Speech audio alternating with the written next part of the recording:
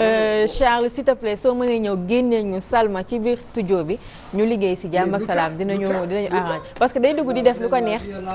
ma ne lii la. daf ñuy déconcentré. non y a pas de déconcentration. ñu ngi nii déconcentré na la. man déconcentré wu ma. ah déconcentré daf ma inspiré. ah da la inspiré nii. voilà d'accord. ma ne xam nga lan la gis nga wuy ma xam nga lan la. bu la déconcentré wul déconcentré na kii. wuy ma waaw defar ba mu baax loolu la ñu wax. tabax ba mu kawe. waaw tabax ba mu waa yaa ngi nii da ngaa defar ba mu baax.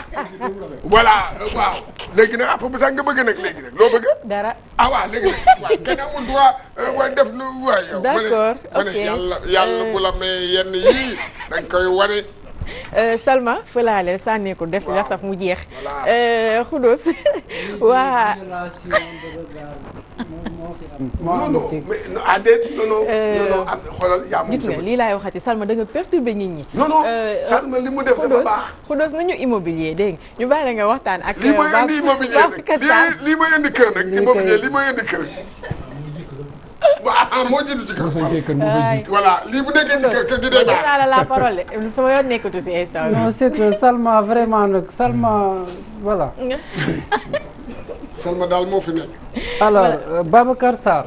yow da nga bokk ci plateau ci collectif bi nga xamante ne moom la taxawal ñi dëkkee foofu la sa Daaru Salaam extension. mu sesoo ci maanaam toolu ki fi nekkoon njiitum réew bu Sénégal Abdoulaye Wade yéen ab benn promoteur moo ñëw ne leen na ngeen fa jóge waaw lan moo waral loolu. bon ñun dañoo jënd suñuy terrain légalement avec promoteur yi nga xam ne ñoo doon jaay suuf si ak mairie yi ndax ñu ngi bokk ci mairie yu Kër Massar moom moo def lotissement bi ak un certain promoteur bu tuddoon Serigne Abdou Thiam ñu jaay ñu ay terrain defal ñu ay suñuy papier ay délibéré ndax loolu la ñu mairie mënoon jox mais ñaari mairie ñoo ko seqoon Kër Massar ak Tivaouane Peulh ñoom ñoo seq fi ñu dëkk. loolu avant acte 3 de la décentralisation. voilà avant acte 3 la mais léegi gars yi sax décentralisé na doon nañ ñun fële lañ bokk Tivaouane Peulh bi ñu jëndee suñuy terrain tabax man mii di wax ak yow maa ngi jënd en 2009. tabax ba ñibbi en 2012. kon yàgg naa fa foto bi ma jëndee aussi bi may jënd rek fekk naa fa ay kër déjà yaa ngi gis kon yàgg na bi ma ñibbee aussi en 2012 fekk naa fa ay nit évidemment ñu dëkk toog ba quartier bi naat ñu ne léegi ñun on va se constituer en collectif ñu woote créer suñu collectif def suñuy bureau donc ne léegi dañuy jël suñuy papiers yi ñu am dem wuti régularisation foofu la affaire bi njëkkee ñu wut benn géomètre bu tudd un géomètre agréé bu tudd. kon da ngeen dëkk ba pare soog a ut ay kayit. non da ngay wut sa kayit boo jëndee ba pare da ngay dem miite mairie ñu defal la délibération. waaw loolu ngay njëkk a am nga door a ñëw wut sa papier pour autorisation de construire ñëw construire. bi ñu dëkkee nag ba toog la ñu door a wut pour régularisation pour wuti bàyyi loolu nag il a fallu que ñu constituer suñu collectif. bi ñu constituer collectif bi lañ gis benn géomètre bu tudd Moustapha Guèye. c'est un géomètre agréé mu ñëw defalaat ni suñu plan lépp mooy plan bi ma yor nii léegi ñu jël plan boobu dugal mairie dugal impôt et domaine pour Rufisque pour def régularisation dossier bi aboutirul on ne savait pas pourquoi mais entre temps am na nit ñu fa ñëw ne dañ ñuy may ndox parce que quartier bi dafa pauvre amul ndox bañ fa dëkkee ba léegi mosuñu am ndox. maanaam dama bëgg a xam ndax ba léegi yéen amagoo leen régularisation bu normal. non ñun ay délibération lañ yore. ay délibération lañ yore ñun ñu fa dëkk yëpp ay délibération lañ yore bàyyi nag lañ bëggoon wuti moo taxoon ñu def collectif bi wuti suñuy géomètre mu defaral ñu lépp ñu dugal suñuy document à Rufisque pour wut régularisation bàyyi mais entre temps comme am nañ ne quartier bi amul ndox suñu délégué de quartier Bassirou Touré je le salue en passage taxawoon ci wutum ndox di ñaan fu nekk ndimbal pour autorités yi may ndox dañoo toog ba équipe ñëw ci koñ ba dem ci Patin délégué de quartier ne ko dañ leen a ñëw pour may leen ndox yore ay plan ñu dugg ci quartier bi pour def recensement bi mu duggee ci quartier bi di def recensement kër gu mu egg ne ko ku moom kër gi ñu ne ko diw mu noté ku moom kër gi mu ne ko diw mu noté ndëkkante plan la yore bu ñu bind ndax Patin ci biir liggéey bi la remarqué ne kii plan la yore te plan bi dañ cee bind état des lieux occupation illégale du TF 11847 DP moom comme liir na ko ndax waa ji da koo lemoon mu ne ko grand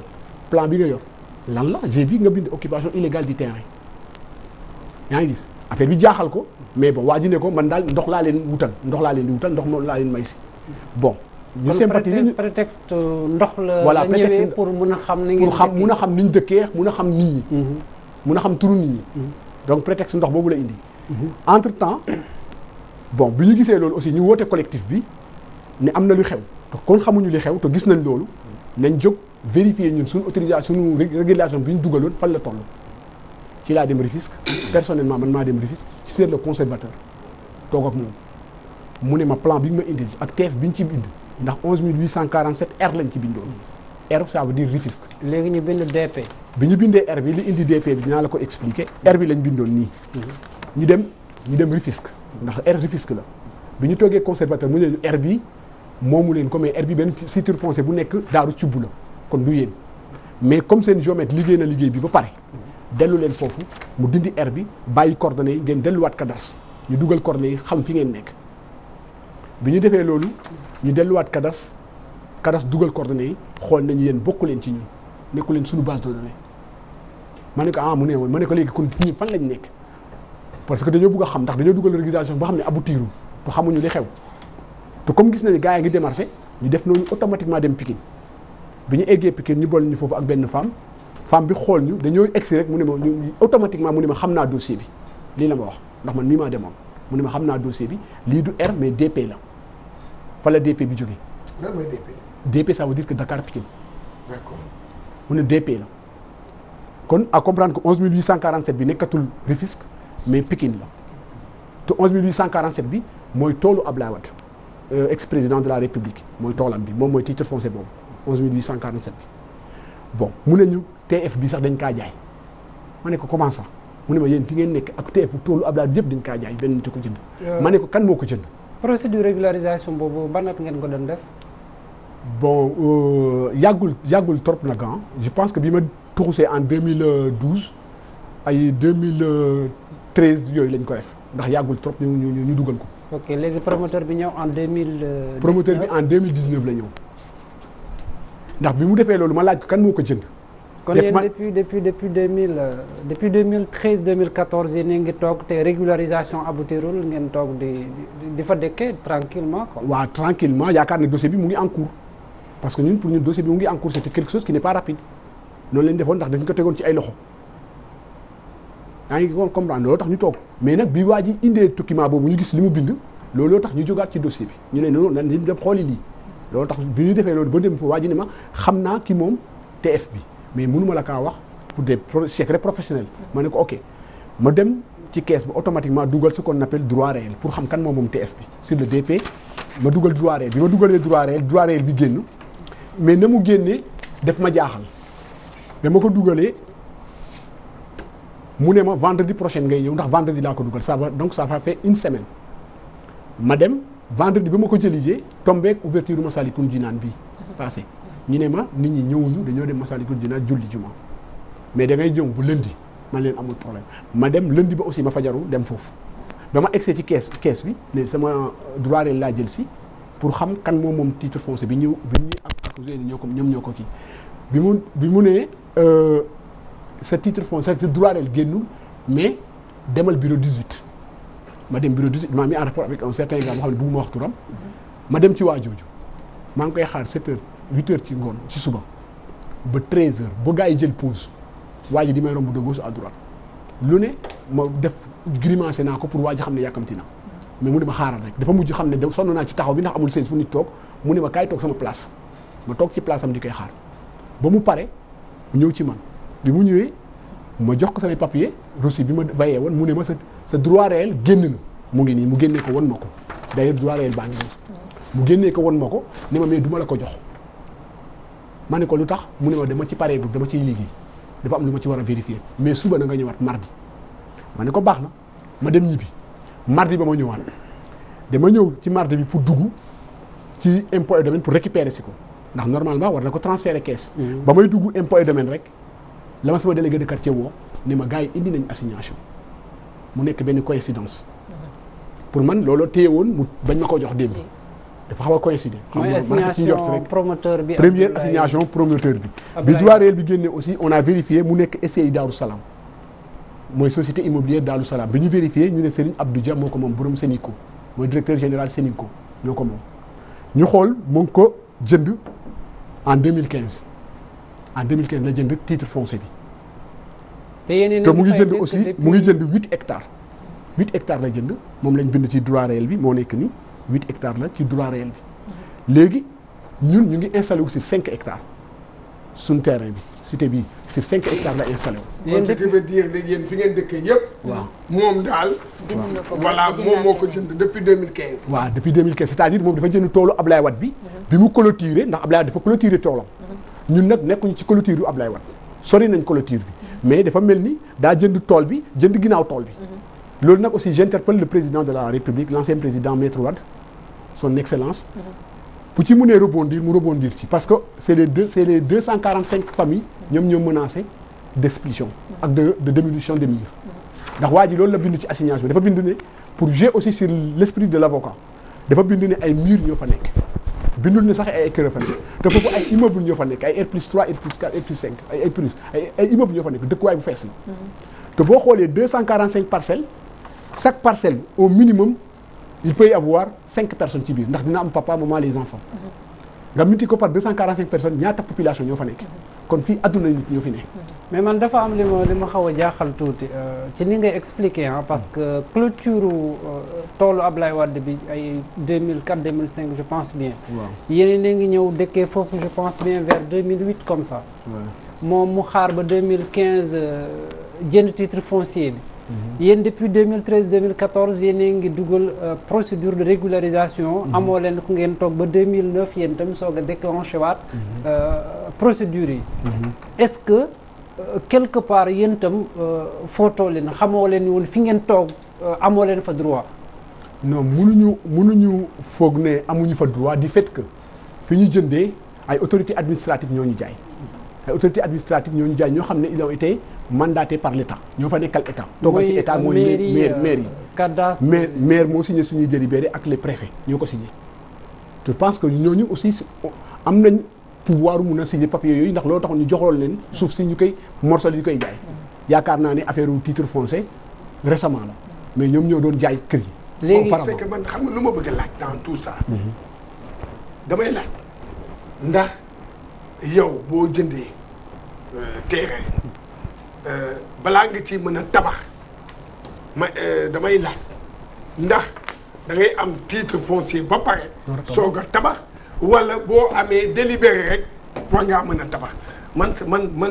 justement bon kiwuma ci loolu aaye ma ci affaire ay tabax mais loolu laa bëgg a laaj. bu fekkee ne il faut sama wax leer bu fekkee ne yoon mayu la ngay tabax terrain boo xam ne amagoo titre foncier yaa tooñ affaire bi foofu la parce que dëgg la procédure bi mu wax c'est normal noonu la da ngay am fii kay délibéré na nga ba ñëw ba ci kii ba mais dama ne durant procédure boobu balaa ngay am est-ce que am nga droit tabax. gis nga papier bi ñu lay jox ci mairie. sama question dafa yomb. waaw man dama bëgg a xam. waaw néew ma lii la dama ne. est-ce que yoon may na leen ci procédure bi avant que ngeen di am titre foncier bi est-ce que. yoon may la yoon may na leen ngeen tabax. loolu laay laaj waaw wala. yoon may na ñuy tabax du fait que am nañ autorisation de construire yu jógee mairie. dañoo dem wuti loolu ñu jox ñu ko ñu ñëw di tabax. ku ko amul aussi gendarmerie daan na fa jaar ci cité bi ku ko amul mu arrêté sa chantier. kon ñun li ñu mairie jox rek lañ sukkandikoo pour tabax ci lañ sukkandikoo aussi pour dëkk ci lañ sukkandikoo pour jënd. kon nag légaliser suñuy papier. kon yaakaar naa ne ñun ñoo fi nekkaloon état. donc ñooñu ñoo morcelé terrain yi ñoom ñoo woon suuf si jaay ñu ko. biñ fi dëkkee aussi ba léegi amuñu benn problème ñu ngi dund suñu dund xëy un jour rek benn promoteur taxaw Serigne Abdou Dia bi ñu dégg aussi ne nit ku baax la yàgg nañ kaa dégg nee na mu ngi def affaire yu bëri ci humanisme. léegi man li ma bëgg a xam donc may foofu parce que demal parce que damay bañ sama ci après yow nga kii damay c'est que tey jii y a un problème qui se pose mooy promoteur bi jënd affaire bi ko jënd kañ moo ko jaay justement. kan moo ko jaay. parce que xam nga problème bi loolu la. am na ñu fa dëkk ba commencé tabax ba yëpp di kii. waaw mu door a jënd. ba saag mu soog di ñëw di jënd mais xanaa nit booy dem ci yoon di jënd. nga xool li ngay jënd. xanaa li ngay jënd ñoom war nañ la wax ne que lii ñii ñoo fi dëkk am nañu délibéré ñu ngi ci procédure pour am titre foncier kan nag il faut que tamit. il faut nga wax ñu loolu mu xam kan moo ko jaay Ablaye Wade. Ablaye dafa ne Ablaye Wade moo ko jaay titre foncier bi. Ablaye Wade loolu la wax looloo tax ñuy interpeller sax Ablaye Wade pour mu leeral. ndax dafa jaay toolam jaay ginnaaw toolam. ndax ñun ci ginnaaw toolam lañu. kon nag Ablaye Wade nekkuñu ci toolam.